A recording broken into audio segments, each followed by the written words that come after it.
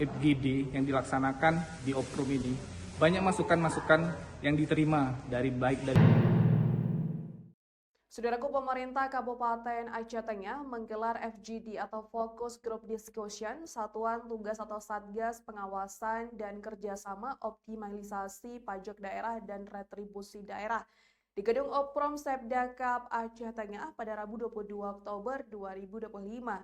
Berikut informasi selengkapnya.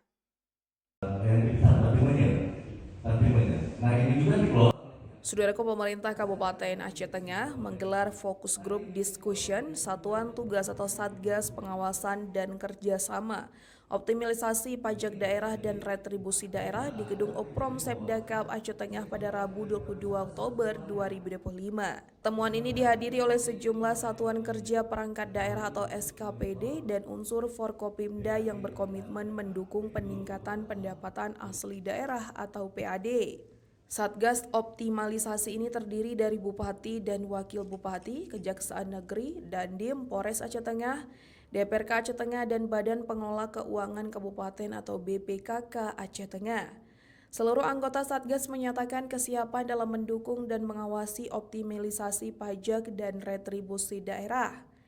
Mirta Naufan, Sekretaris BPKK Aceh Tengah menyampaikan bahwa FGD ini bertujuan untuk menghimpun masukan dari berbagai pihak untuk mengoptimalkan pajak daerah. Sehingga kita dapat memetakan arah dan tujuan dalam proses pengoptimalisasi pajak daerah. Yang telah kita sepakati, tim Satgas sudah kita bentuk pada bulan Agustus yang lalu. Untuk harapannya mungkin ke depan tidak ada kendala dalam proses penertiban pajak daerah, baik pajak daerah maupun retribusi di Kabupaten Aceh Tengah. Ia berharap penertiban pajak dan retribusi daerah ke depan dapat berjalan tanpa kendala. Diskusi ini menyoroti sejumlah kendala internal dan eksternal, termasuk masalah sumber daya manusia atau SDM dan potensi kebocoran PAD.